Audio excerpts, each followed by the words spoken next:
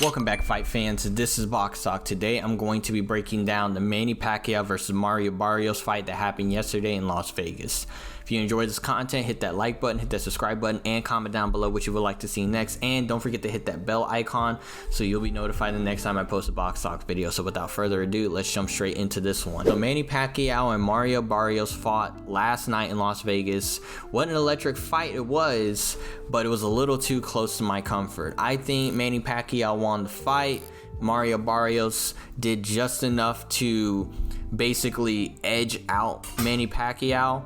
And I think that's unfair to say because Mario Barrios is the champion in that division for the WBC welterweight title. Mario Barrios scored a draw during his last match against Abel Ramos, and he particularly didn't look too good during that match either. It looked like he did just enough to score a draw or a slight edge of a win.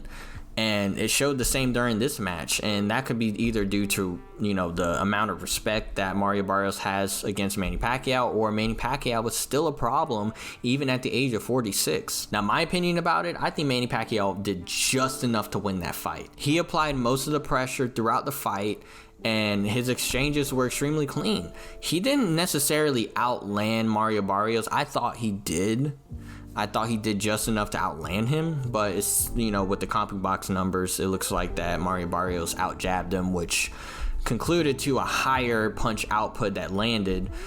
But Manny Pacquiao, coming off of a 3-year layoff and his last fight being a loss against Ugas, which Mario Barrios destroyed, and on top of that, he was a politician in the Filipino government. On top of that, he's a 46-year-old man. Manny Pacquiao during this fight showed a lot of signs of his past self. When it came to his fast feet, his slick counters, his head movement, he was showing a lot of signs of old Manny. And I'm very glad to see that he's not an old Manny. He was showing signs of past Manny being shown into an older version of Manny Pacquiao, and I think he did enough to win. I don't think this fight should have been a draw. I think the belt should have went to Manny, but that's beyond me. The judges scored it a majority draw, so it seems like 2 of the judges thought the same thing, and it was close enough to really be a draw, and I still think that's a win on Pacquiao's behalf.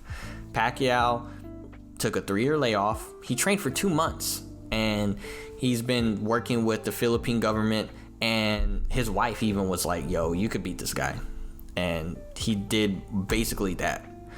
I thought Manny, no matter what happened during this fight, would still come out some way as a winner, whether he wins, loses, or draws. He is still a winner, and he embarrassed Mario Barrios. Now, what's going to be next for Manny Pacquiao? Manny Pacquiao needs to fight at least once more, maybe twice more within the next 6 months. Manny Pacquiao does not need to take a long layoff from now until his next fight if he fights again.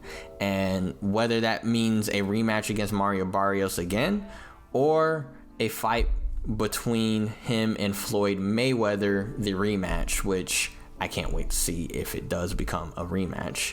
And I think that would be the biggest fight in boxing history. I think if he fought Floyd Mayweather right now, he could give Floyd a lot of problems, and that would be the biggest fight of ever. I think this fight would be more profitable and bigger than the Crawford and Canelo fight. I think this fight would be more profitable and bigger than the very first Floyd and Pacquiao fight, and honestly, of the 2000s, I think this would be the greatest match of all time. Now, what's next for Barrios? I think Barrios needs to go back to the drawing board and figure out what's next. He did not apply enough pressure against Manny Pacquiao. I think he waited too long in between those exchanges, which led Manny Pacquiao to lead a lot of exchanges in that fight. Meaning he was throwing more, he was the aggressor, and Mario was really defending with his jab and kind of trying to put Manny on the back foot, but was pretty much unsuccessful. Manny had really good stamina during this match, and he was out pivoting Mario Barrios at some points to land counter shots, which was a problem for Barrios. But Manny is the 46-year-old fighter. He shouldn't have been this close against a world champion at the at that level at welterweight. Mind you, the highest weight that Pacquiao has ever been. So Mario Barrios needs to go back to the drawing board, figure out what's next for him. Maybe he needs to be more of an aggressive for his next match, and he needs to move forward from these draws and try to retain that belt as much as he can, and maybe even secure himself another belt. He needs to find another champion and try to unify a couple of belts in order to basically fix whatever happened during this match. Because right now the fans are really upset at Mario Barrios and they think he sucks.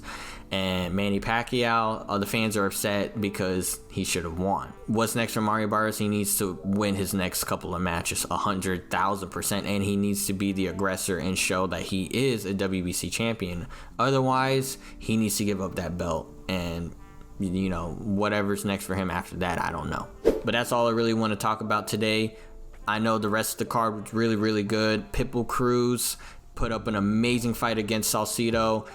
Pretty much 10 rounds of destruction. And the Fundora versus Tim Tszyu fight was an amazing fight as well. Tim Tszyu, he got knocked down in round 1, but showed a lot of signs of coming back in the later rounds, but unfortunately had to quit on the stool. Fundora is going to be a massive problem in the 154 category, and I hope he gets to fight maybe Errol Spence in the future. But for now, Tim Tszyu, I think he needs to retire, or he needs to do something else in the boxing world that does not involve fighting. He took a lot of punishment during these last 3 fights, and I think, you know, right now, I appreciate him and his father for being warriors in the ring, but right now, you know, he needs to take either a long layoff and figure out how to overcome these losses, or just completely quit boxing and all in all, and just maybe be around in the scene like he should, because I think he's very important for boxing and a very underrated fighter. That's all I want to talk about today. In the next couple of days, I'm going to be dropping a couple more videos, including the Alexander Usyk and Daniel Dubois rematch that happened yesterday, as well as the Bam and Kayfu fight that happened yesterday as well. And on top of that, we need to talk about just how good Canelo is. I got that video in the works right now. That's going to be a part 2 to my part 1 of just how good Terrence Crawford is, to lead up to that Terrence Crawford and Canelo fight that is happening in Allegiant Stadium in Las Vegas. This is BoxTalk. I'm Ray the Commentator, and I'll see you in the next video. Peace out.